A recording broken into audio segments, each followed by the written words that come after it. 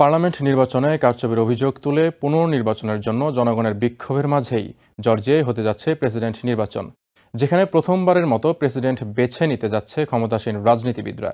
বিরোধীদের বয়কটের মধ্যে দেশটিতে একমাত্র প্রেসিডেন্ট প্রার্থী ক্ষমতাসীন দল জর্জিয়ান ড্রিম পার্টির মিখাইল কাভেলাশভিলি।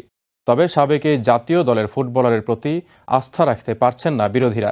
একই সঙ্গে জনগণের অংশগ্রহণ নেই বলে একে অবৈধ সরকারের মনোনয়ন বলেও প্রত্যাখ্যান করছেন অনেকে। চলমান বিক্ষোভের মধ্যেই জর্জিয়ার সরকার নতুন প্রেসিডেন্ট নির্বাচনের প্রস্তুতি নিচ্ছে। তবে সাধারণ জনগণ এই নির্বাচনে ভোট দিতে পারবেন না।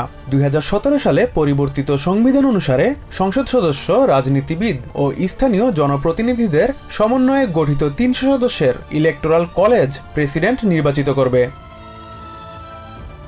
300 সদস্যের এই কমিটি ক্ষমতাসীন জর্জিয়ান ড্রিম পার্টি নিয়ন্ত্রণ করে। গত নির্বাচনে রাশিয়ার সহায়তায় ক্ষমতাসীনদের কারচুপির অভিযোগ মানুষকে আরো ক্ষুব্ধ করে তুলেছে। জর্জিয়ার পার্লামেন্ট ভবনের সামনে প্রতি রাতে হাজারো বিক্ষোভকারী জড়ো হয়ে বিক্ষোভ প্রদর্শন করছে। একই সাথে বিরোধী দলগুলো 26 অক্টোবরের নির্বাচনের পর থেকে পার্লামেন্টে বসতে অস্বীকৃতি জানিয়েছে।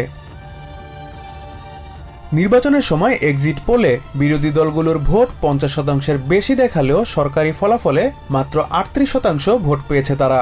এই কারণে প্রেসিডেন্ট নির্বাচনেও কোনো প্রার্থীকে মনোনয়ন দেয়নি দলগুলো। এতে ক্ষমতাসীন দলের মনোনয়ন পাওয়া সাবেক Manchester city forward Mikhail Kavelashvili একমাত্র প্রেসিডেন্ট প্রার্থী। বিতর্কিত রাজনৈতিক ব্যক্তি হিসেবে গত 8 বছর বেশ আলোচনার জন্ম দিয়েছেন তিনি।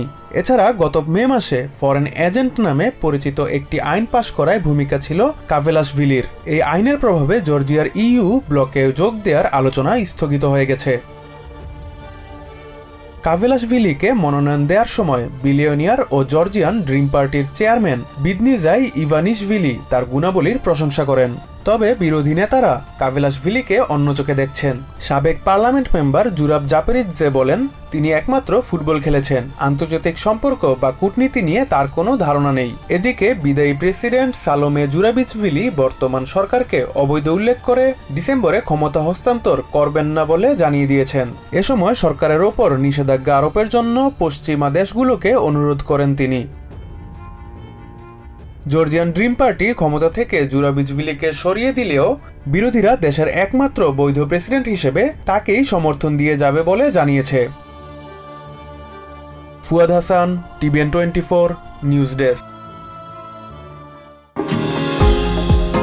নিউ ইয়র্ক থেকে সম্প্রচারিত টিভিএন 24 টেলিভিশন বিশ্বজুড়ে বাঙালির কণ্ঠস্বর।